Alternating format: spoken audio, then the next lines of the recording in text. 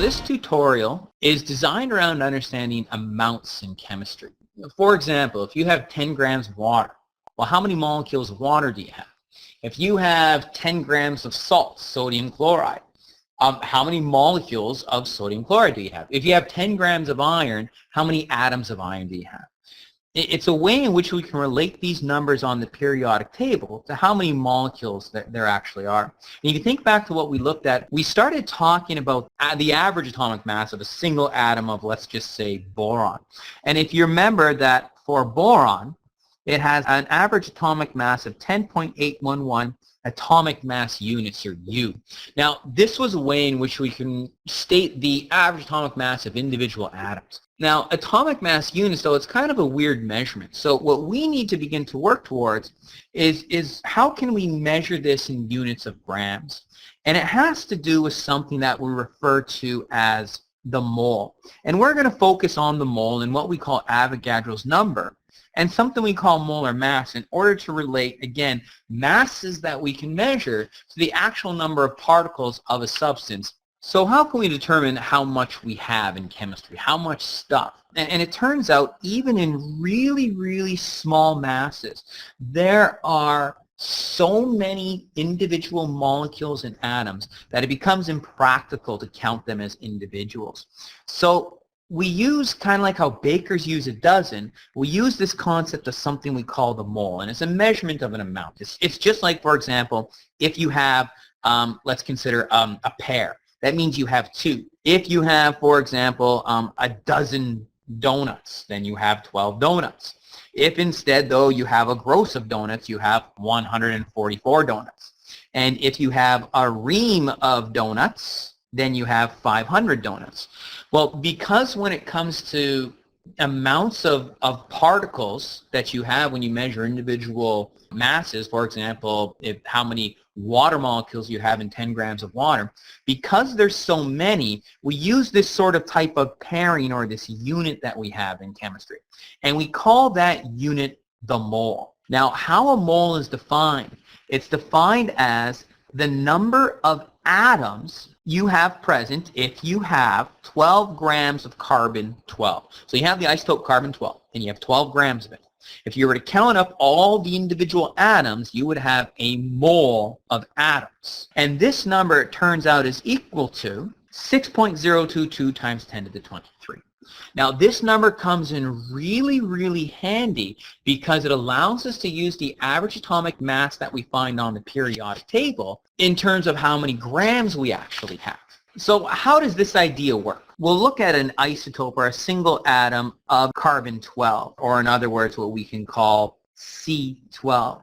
A single atom of carbon-12 has a mass of 12 atomic mass units, or what we refer to as 12U. Well, how this idea of the mole begins to work is that if you have 12 grams of the atom carbon-12, you have 1 mole of carbon-12 atoms, which then means that you also have 6.022 times 10 to the 23 atoms of carbon-12.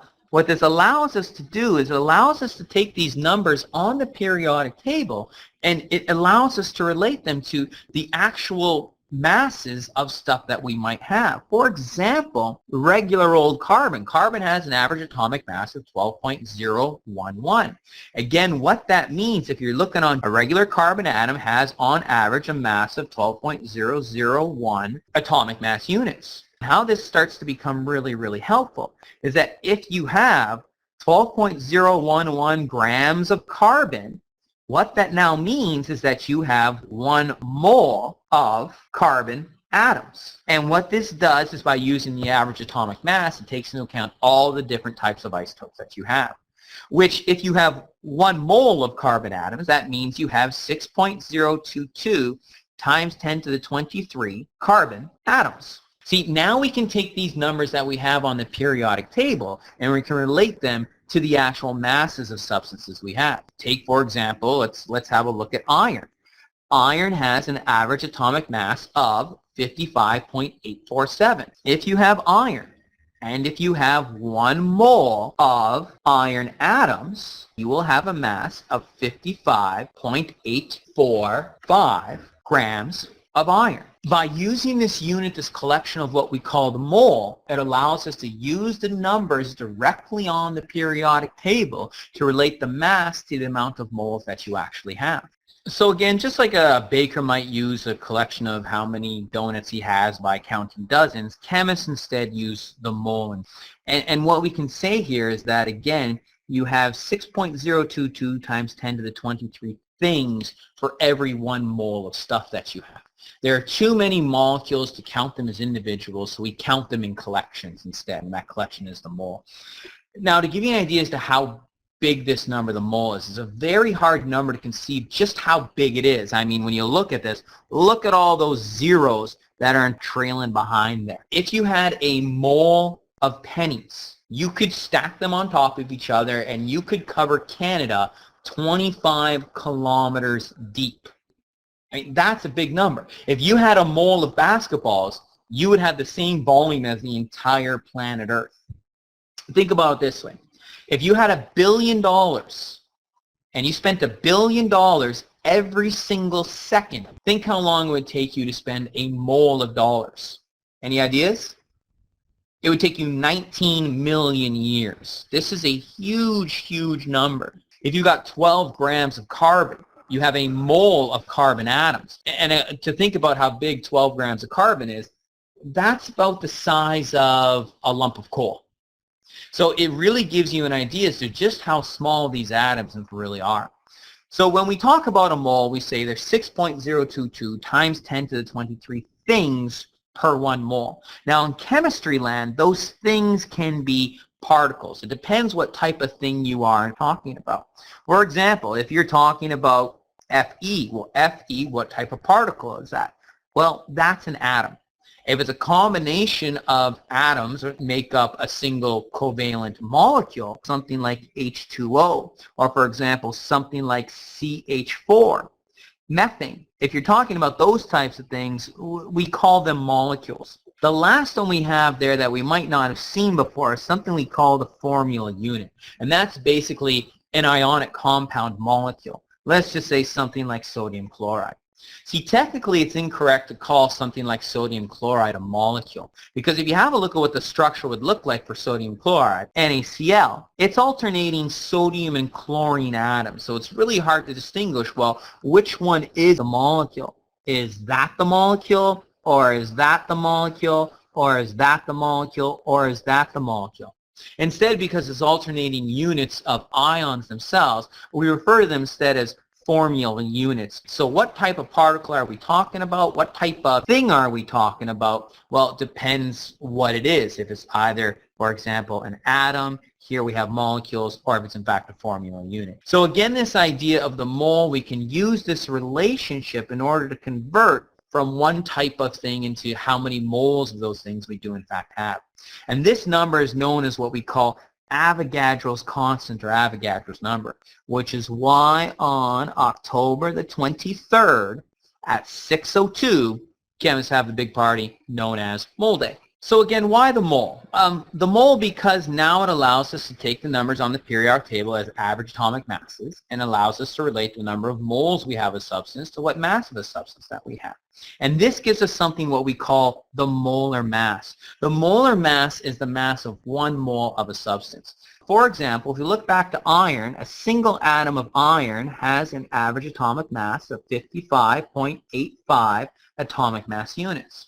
Well, we can now use that number on the periodic table, and we can call this a molar mass. And what this means then, again, if you have 1 mole of iron, you've got yourself 55.85 grams of iron. Again, this is a number that we now refer to as the molar mass of the compound, or as we stated, the mass of 1 mole of that substance itself. Now we have a way to relate the mass of a substance to how many moles of a substance we have using something we call the molar mass. And by using the mole, we have a way to relate how many moles of a substance we have to actual how many particles there are. So now we've sort of completed what we can refer to here as the mole bridge, using, again, We can measure mass. Scientists know how to measure mass. We have no way to measure molecules. There's no way to do it. There's no way to measure individual particles, but we can measure mass. Well, if we know what the molar mass of that substance is, we can go ahead and figure out how many moles we have. And using Avogadro's number, we can then relate that to how many particles we have. So we've kind of covered the theory here. And now it's going to be putting this all into practice. And how do we use calculations with this?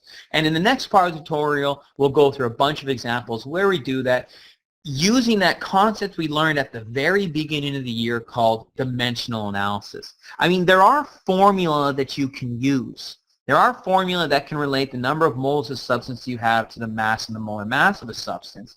And there are formula you can use to relate Avogadro's number to how many particles and how many moles you have.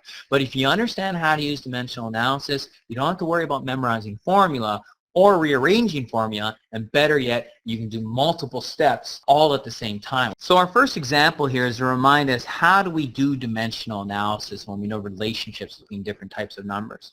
If you have 99 donuts, if you have 1 dozen particles, whatever those might be, you will have 12 of those particles. What type of particle are we talking about in this case? Well, it's a donut. Or in other words, another way you can look at this, just like we did with the mole earlier, is that if you have, for every 1 dozen, there are 12 of those particles, or 12 donuts. Or another way you can look at that is that if you have 12 donuts, you got yourself 1 dozen. So if you think about the original number that you have, the original number that you're given is 99 donuts.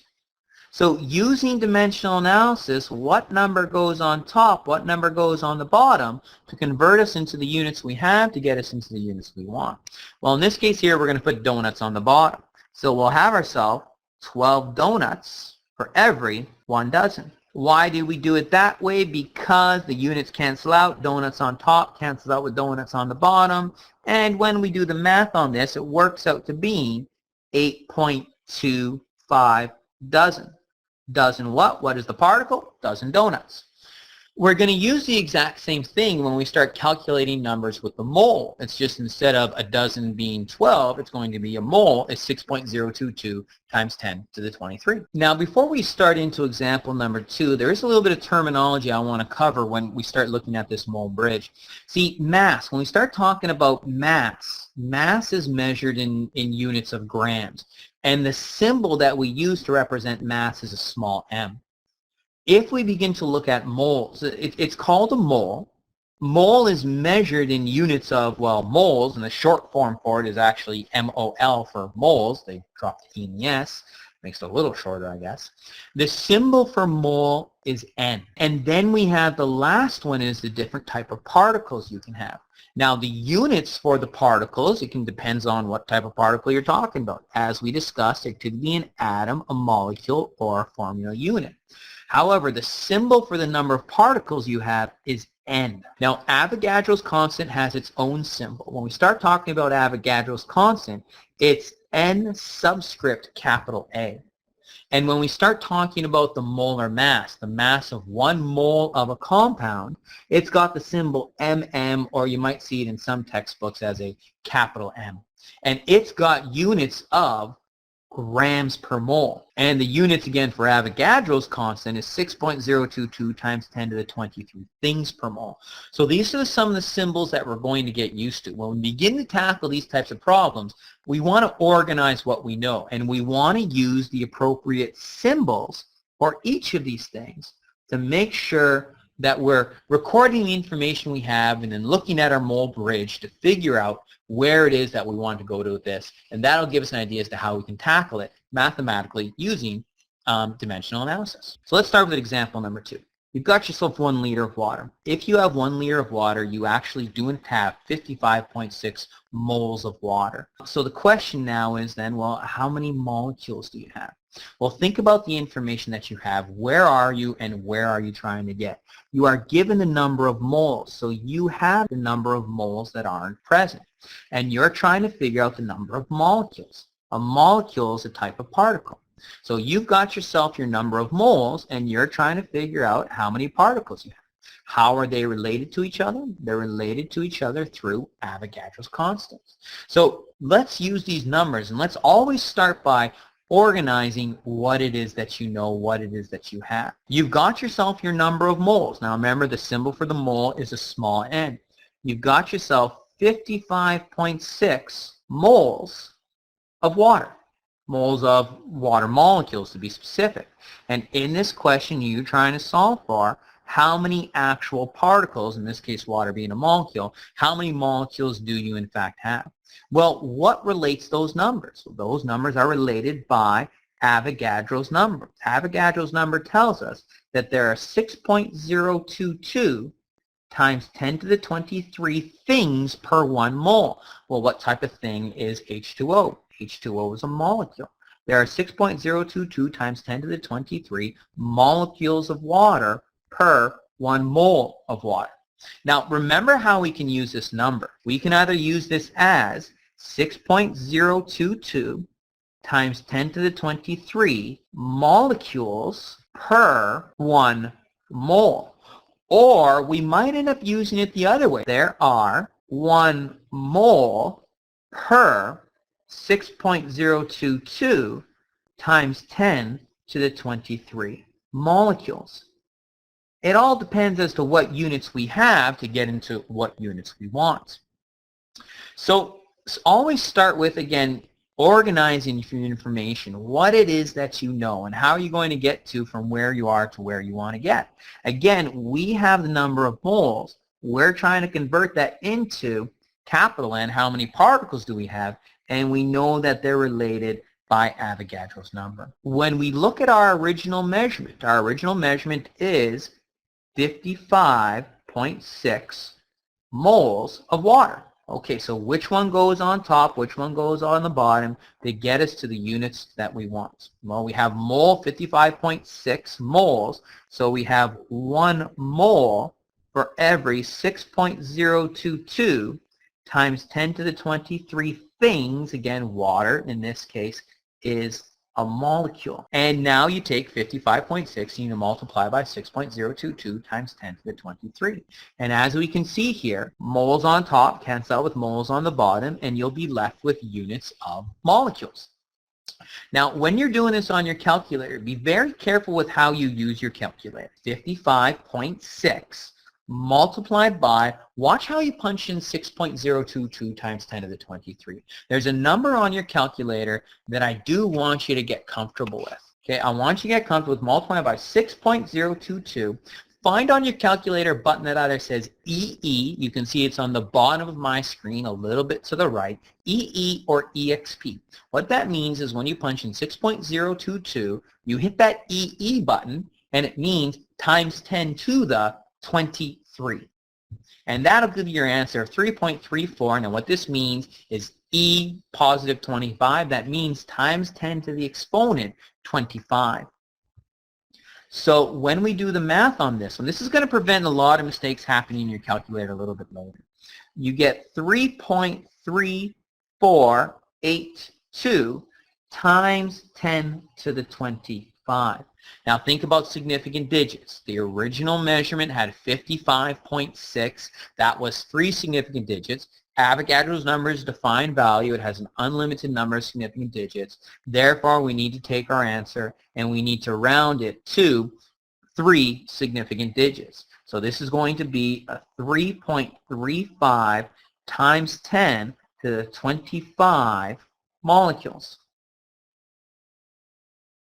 Now, to give you an idea of how big this number actually is, this is going to be, again, 3.35. We'll take that decimal place and move it 25 spots over to the right. And this number actually ends up being 33.5 trillion. So we moved it over 1, 2, 3, 4, 5, 6, 7, 8, 9, 10, 11, 12, 13, 14, 15, 16, 17, 18, 19, 20, 21, 22, 23, 24, 25 molecules of H2O in 1 liter of water. That's a lot of water molecules, 33.5 trillion trillions. That's why chemists don't count individual molecules. Instead, they count them in groupings as to what we refer to as the mole. All right, let's have a look at our next example. You got a 2-liter balloon, and it tells you that a 2-liter balloon containing helium has 5.4 times 10 to the 22 atoms of helium. The question is, well, how many moles is this? So again, think about what you have. Think about what it is that you know. You're given now the number of atoms of helium. This is how many particles of helium you have. And what you're trying to solve for is figure out how many moles of helium are in fact present. So how are they related to each other? Well, they're related through Avogadro's number. So once again, let's start by listing what we know and then figuring out how we can bridge the gap. So in example number 3, again, start by listening by what you know. Example number 3, you are given that you have particles represented by capital N, 5.4 times 10 to the 22. Remember, helium now, helium is an atom. You have 5.4 times 10 to the 22 atoms of helium. You are trying to solve for, in this case, well, how many moles do you have? Well, again, how are they related to each other? They are related to each other by Avogadro's number. Avogadro's number is 6.022 times 10 to the 23 things. What type of thing is helium? Helium is an atom, 6.022 times 10 to the 23 atoms per 1 mole. So again, if we sort of look at organizing this by use of symbols, what we have is we have the number of particles we have. We're trying to convert that into how many moles we have, and they are related by Avogadro's number. So let's start with our original measurements, and I'm just going to go over here now to complete this one. This is 5.4 times 10 to the 22 atoms of helium. Again, we can use Avogadro's number, which number goes on top, which number goes on the bottom, to get the units that we want as the units we have. Well, atoms is on the top this time. So we're going to put atoms on the bottom. 6.022 times 10 to the 23 atoms of helium for every 1 mole of helium. And now you can see by doing it this way is that the units cancel out where atoms on top cancels out with atoms on the bottom. And again, this is where using your calculator becomes really helpful in making sure that you are in fact using it properly. So if we go over to our calculator, now how do you punch this in on your calculator? If you don't use that EE or that EXP button, this is where things might get a little bit messed up on you, and you might actually end up getting some incorrect numbers. Let me just make this so we can see our entire calculator.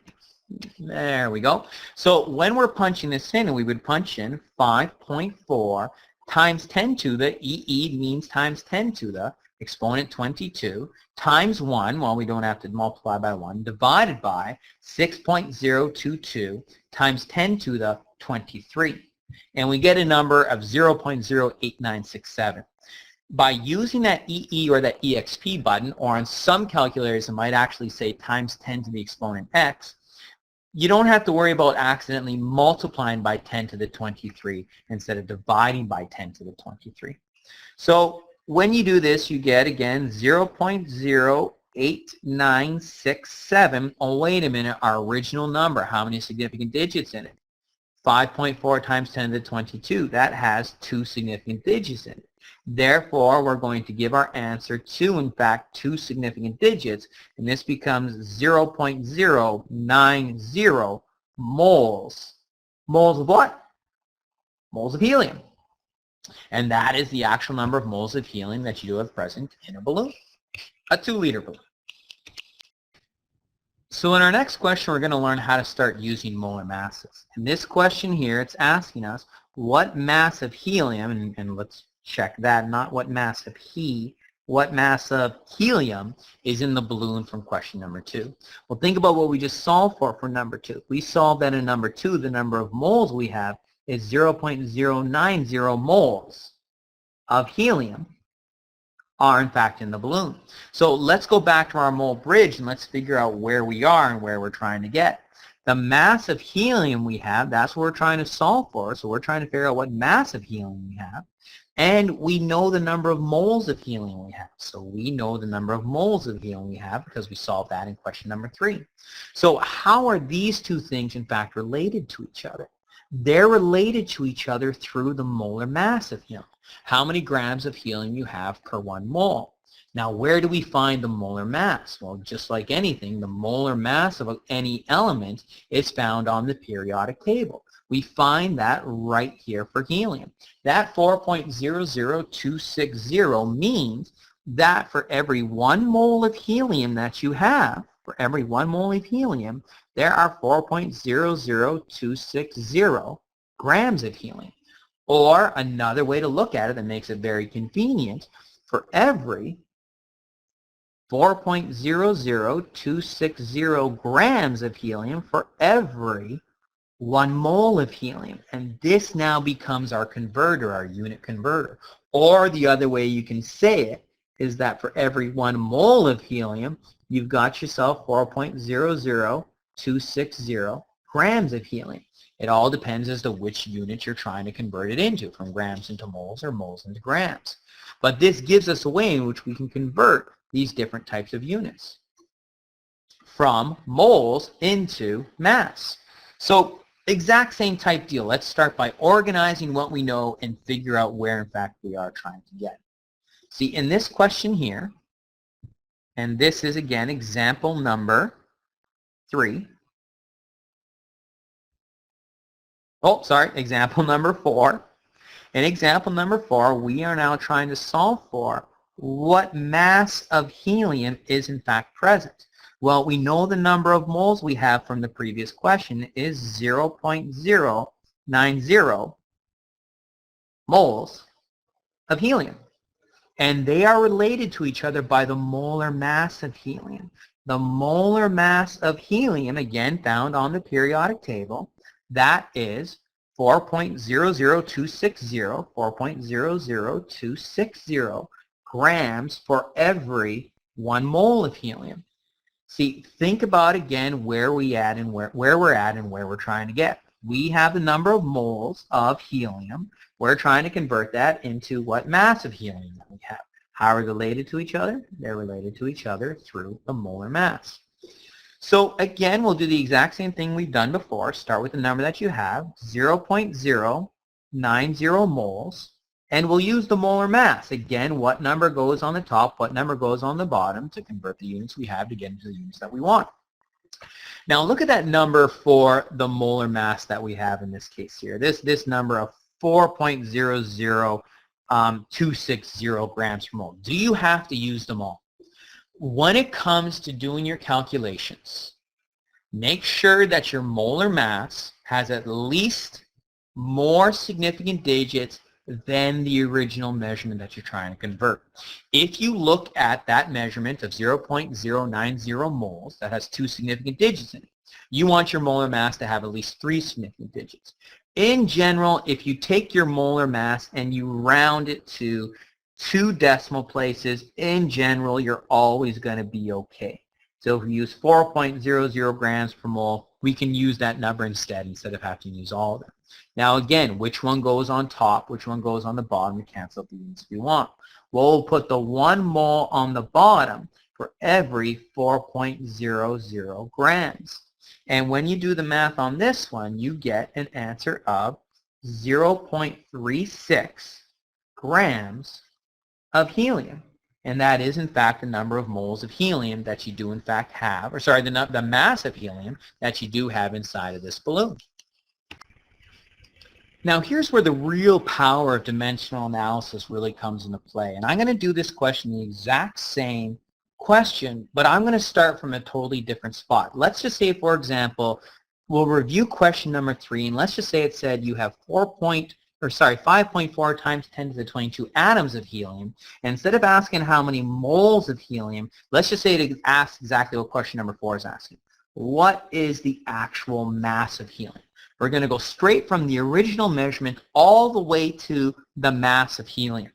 Well, how do we do that? Well, think about where we need to go with this one. And if you use dimensional analysis, this is where the beauty of it comes in. You can do it all in one step. You're given the total number of particles, 5.4 times 10 to the 22 atoms. And what you're now being asked to solve for is what mass do you have? Again, what mass of helium do you have? Well, you need to go to here. Well, how do you do that? Well, in one step, you can go ahead and convert from mass into moles using Avogadro's number, and then from moles into mass using the molar mass of the compound. And if you understand dimensional analysis, again, the beauty of this is that you can do it all in one single step. So what you're doing here is you have the number of particles that you have. You want to convert that into how much mass you have. But in order to get all the way to mass, you got to convert into moles first. Well, how do you do that? You use Avogadro's number. And then once you have the moles, how do you get the mass? You use the molar mass. Here's the beauty of dimensional analysis at work. When you're starting with this one, again, your original measurement is 5.4 times 10 to the 22 atoms. Again, Avogadro's number, 6.022 times 22 to the, 6.022 times 10 to the 23 things per mole. What goes on top, what goes on the bottom. You want to cancel out atoms. So we'll put 6.022 times 10 to the 23 atoms per 1 mole. And if you did the math right now, atoms cancel out with atoms and you'd be in units of moles. You would in fact be right there. But we want to get all the way to mass. So why stop now? Let's use the molar mass. The molar mass of helium was in fact 4.00 grams per mole. Again, which number goes on top, which number goes on the bottom to cancel out the moles? Well, 4.00 grams per 1 mole. And now if you do the math this way, you can do it all in one step, because what happens now is moles on top cancels out with moles on the bottom. And look at the units that you're left with. You're left with units of grams. If you understand dimensional analysis, you can do this all in one easy step. So using our calculator then, start with the original number, 5.4 times 10 to the exponent 22, divide by 6.022 times 10 to the 23, and then multiply that by the molar mass of 4.00, and you get a number of 0.358, which is the exact same number that we got when we calculated it step by step the other way. This does come out to 0.3589. Oh, wait a minute though, significant digits. Only 2 significant digits in the original measurements. Therefore, we are only allowed 2 significant digits, 0.36 grams. Therein lies the beauty of dimensional analysis. That's why I like dimensional analysis and not using the equations. You can do multiple steps at once. You don't have to worry about memorizing equations, and it becomes a lot faster in doing multiple step problems. Our next example, we're going to now have a look at how do you figure out the molar mass of compounds. In this case here, what is the molar mass of water? Well, look at it this way. If you have 1 mole,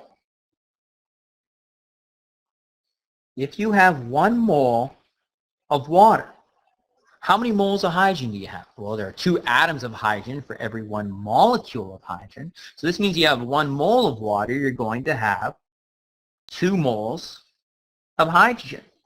Plus, what else do you have? You've got yourself also 1 mole of oxygen.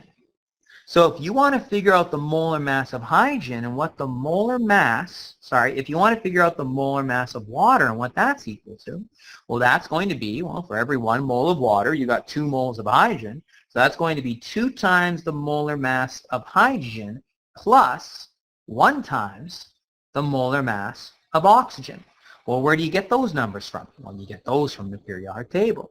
And the molar mass of hydrogen is going to be then 2 times 1.0079 grams per mole for hydrogen plus for oxygen 15.9994 grams per mole for oxygen.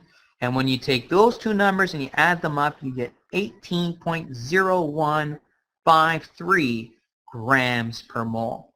So we can figure out the molar mass of compounds by simply adding up the individual molar masses of the atoms that it's made up of, taking into account how many of those atoms there are. In our second last example, we're going to go back to the idea of having 1 liter of water. 1 liter of water we solved for a little bit earlier does in fact have 3.35 times 10 to the 25 molecules of water. So the question is, well, what is the mass? So again, think about where we are and where we're trying to get. We have to figure out what the mass of 1 liter of water is when we're given the fact that we have 3.35 times 10 to the 25 molecules of water. So we're going to have to take these number of particles and use an Avogadro's number, figure out how many moles we have, and then using the molar mass of water, which we solved for earlier in question number 5, we can figure out what mass we have. So again, this is now where the problems start getting a little bit more complex, and we want to start by listing a few of those things that we do in fact know. So let's think about where we are and where we're trying to get in this problem. We have the number of particles of water. We want to get all the way to what the mass is. But before we do that, we have to convert that into how many moles we have. And that's going to be using Avogadro's number. And then we can convert that into what mass we have using the molar mass of specifically water. So let's list some of this information now. Now that we know how to get there using our mole bridge, let's list some of that information that we have. We know the number of particles we have is 3.35 times 10 to the 25 molecules of water. And unfortunately, there's no short form for molecules. Avogadro's number, we always know Avogadro's number. That's always 6.022 times 10 to the 23 things. Again, this is a water molecule, so we'll call it molecules per 1 mole. Or if need be, we're going to have to convert that, switch it up to 1 mole per 6.022 times 10 to the 23 molecules. But the other one that we have to know in here is we're dealing with water. To get from moles of water into mass of water, we need the molar mass. And we solved for that earlier, where that's 2 times the molar mass of hydrogen plus 1 times the molar mass of oxygen, 18.0153 grams per mole. Or depending as to how we're going to use it, maybe we'll use 1 mole over 18.0153 grams. Again, depends how it is that we want to use this.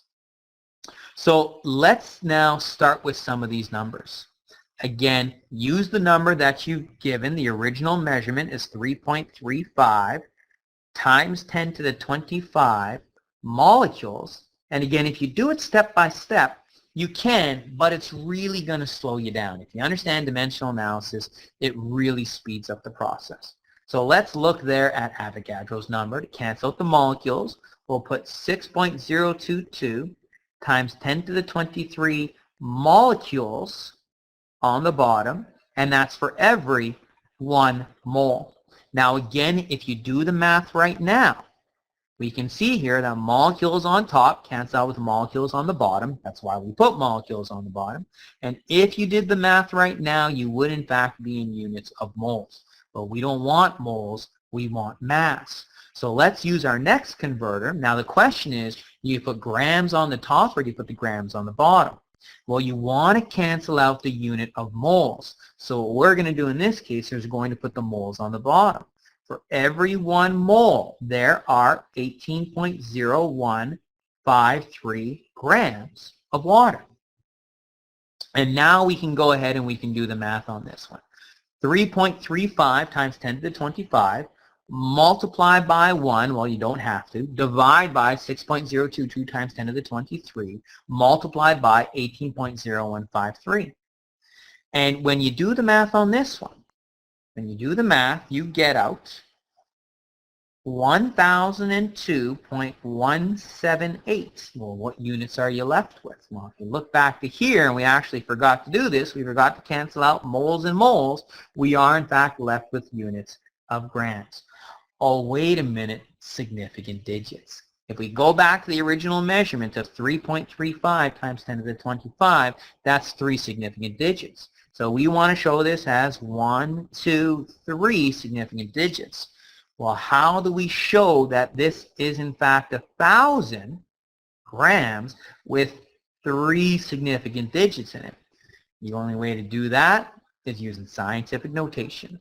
This is 1.00, there's your 3 significant digits, times 10 to the 3 grams of water.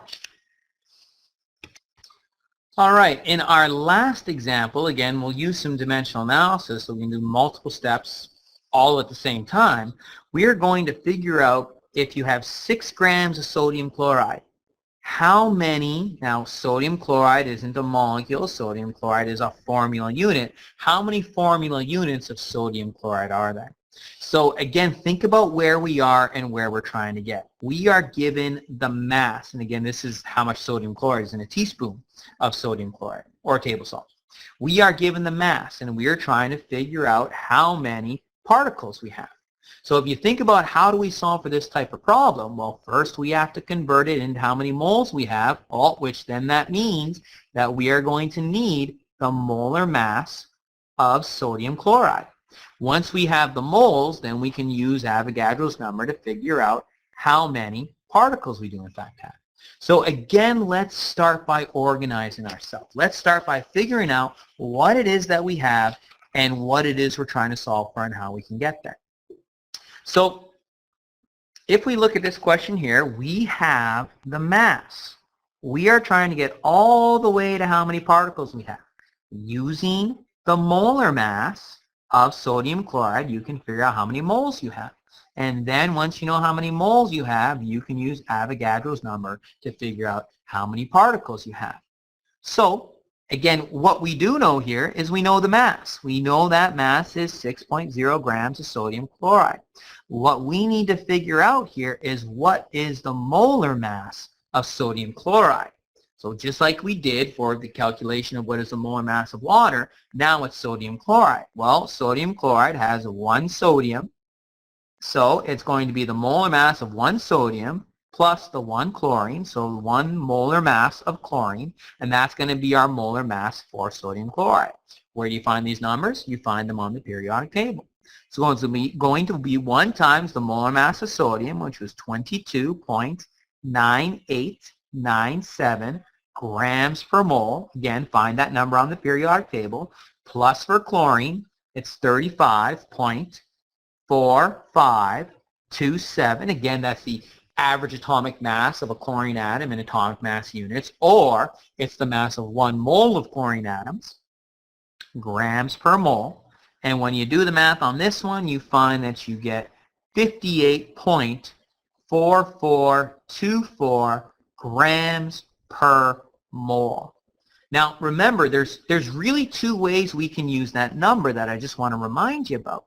That this is saying that there are 58.4424 grams of sodium chloride for every 1 mole of sodium chloride, or another way you could look at it is that for every 1 mole of sodium chloride, you have yourself 58.4424 grams. Which version are we going to use? Well, it depends. What units are we trying to cancel out? So we'll get back to that one when the time comes. The other thing that we also know here, and again, this will allow us to get from our mass into how many moles we have using the molar mass. But we want to get all the way to how many particles we have, how many formula units we have. So the other thing we are going to need is Avogadro's number, which in this case is 6.022 times 10 to the 23, October 23rd, coming up. You're probably getting used to that number, probably almost memorizing it at this point. 6.022 times 10 to the 23 things. All sodium chloride is a formula unit. Formula unit per 1 mole. So now again, we do what we've done before. Start with the number you have. 6.0 grams of sodium chloride. Again, let's use the molar mass. Well, we want to cancel out grams. So which of these do we use? Which number goes on the top? Which number goes on the bottom? We want to cancel out grams. So in this case here, we're going to put grams on the bottom. 58.4424 grams for every 1 mole. Because if we do the math on this one, grams on top cancels out with grams on the bottom. And if we did the math now, we'd be in units of moles. We would be right there. But we don't want moles. The question is asking for how many particles there are. So why stop there? Let's keep going. And again, now we can use Avogadro's number. So which one goes on the top? Well, we are now trying to cancel out the moles, so we will put 1 mole on the bottom for every 6.022 times 10 to the 23 formula units. And now we can do the math on this. 6.0 divided by 58.4424 times 6.022 exp 23, or 6.022 times 10 to the 23.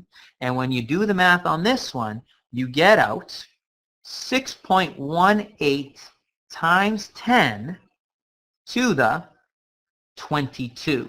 Oh, wait a minute, how many significant digits?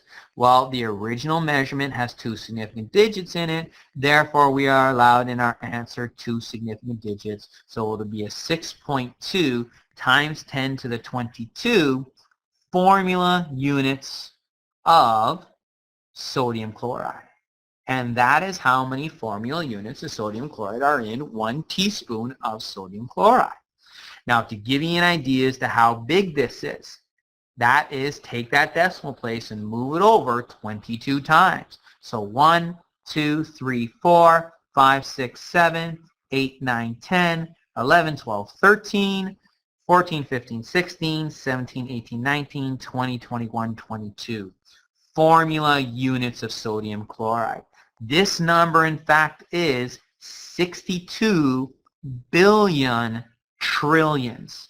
This is a huge, huge number. Very difficult number for us to conceptualize just how big it is. That's why chemists count in what we call the mole.